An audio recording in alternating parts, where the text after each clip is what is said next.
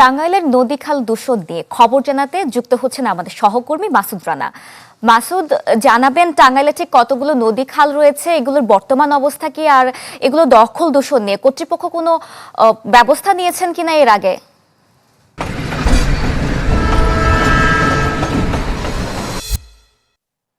বুসরা, টাঙ্গাইলের ২৭টি খাল এবং একটি নদী রয়েছে, লোহজং নদী, যে নদীটি টাঙ্গাইল শহরের বুক চিরে মির্জাপুর দিয়ে বয়ে গেছে। আমি যদি বলি, দখল বাণিজ্য, দূষণ এবং অযত্নের কারণে এই ২৭টি খাল সহ এই যে শহরের যে নদীটি রয়েছে লোহজং নদী, সেটা কিন্তু এখন অনেকটাই মৃত। এবং এই নদীটি যে রয়েছে, এই নদীটি কিন্তু ২০১৬ সালে একবার তৎকালীন যে জেলা প্রশাসক ছিলেন তার উদ্যোগে এই টাঙ্গাইলের যে লোহজং নদীটি রয়েছে, এই লোহজং নদীর হাজরাঘাট এলাকা থেকে বেড়াবা পর্যন্ত প্রায় ১.৫ কিলোমিটার এলাকায় দখলমুক্ত অভিযান শুরু করে। পরে একটি অদৃশ্য কারণে কিন্তু সেই দখল বাণিজ্য যে রমরমা ব্যবসা চলছিল এই নদী কেন্দ্রিক, সেইটি কিন্তু বন্ধ হয়ে যায়। পরবর্তীতে আর যে সকল জেলা প্রশাসকই টাঙ্গাইলে এসেছেন, তারা কিন্তু এই নদী দখলমুক্ত বিষয়ে কোনো উদ্যোগ গ্রহণ করেননি। আমি যদি একটু দেখাতে চাই, এই লোহজং নদীর দুপাশ ঘিরে কিন্তু প্রচুর যারা বসবাসকারী মানুষজন রয়েছে, তারা কিন্তু একটা সময় এই নদীর দুপাশে জায়গা দখল করে রেখেছিলেন এবং পরবর্তী সময় তৎকালীন জেলা প্রশাসক এই এলাকাটিতে কিন্তু অভিযান শুরু করেন। তারপরও অদৃশ্য কারণে কিছু কিছু জায়গায় এখনো কিন্তু দখল বাণিজ্য রয়ে গেছে এবং এই টাঙ্গাইলের যে ২৭টি খাল রয়েছে, সেই ২৭টি খালের অস্তিত্ব এখন সংকটে রয়েছে।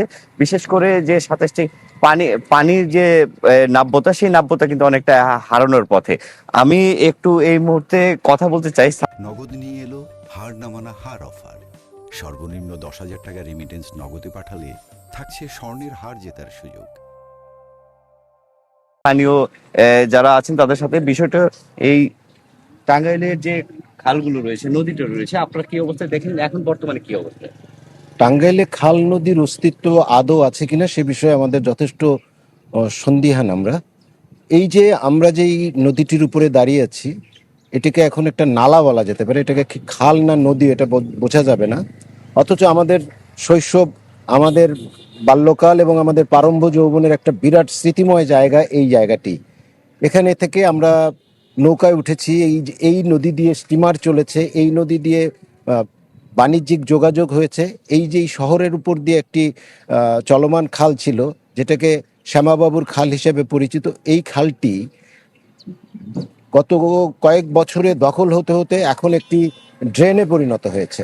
ইতিপূর্বে আমাদের জেলা প্রশাসকের উদ্যোগে টাঙ্গাইলের পরিবেশ আন্দোলনকারীদের সক্রিয় অংশগ্রহণে এই নদী উদ্ধার কিংবা খাল পুনরুদ্ধারের যথেষ্ট চেষ্টা করা হয়েছিল এবং জেলা প্রশাসক নিজেও এই উদ্যোগটা নিয়েছিলেন এবং এই ব্যাপারে প্রচুর পরিমাণ তহবিল এসেছিল। কিন্তু কিছুদিন এই দিকটাকে পরিষ্কার করা হয়েছিল, কিন্তু আবার পুনর্দখল হয়ে গেছে।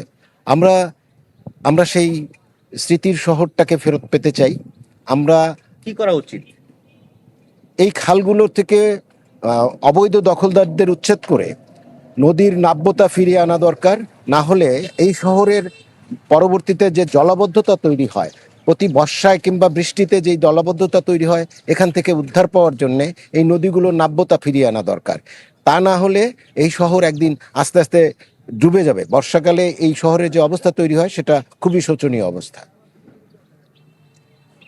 দর্শক, আমরা শুনছিলাম স্থানীয় যারা রয়েছেন তাদের বিষয়, এই নদী খাল বিষয়ে কথা। এবং আমি আরেকটু বলতে চাই যে এই স্থানীয় এলাকাবাসী যারা রয়েছেন এবং আশেপাশে টাঙ্গাইলবাসী যারা রয়েছেন, তাদের একটাই দাবি, এই নদী খাল এবং এই যে দখল রয়েছে, সেই দখল মুক্ত করে এই নদীর নাব্যতা ফিরিয়ে আনবে এবং আগের পরিবেশে ফিরে যাবে নদী এবং খালের অবস্থা।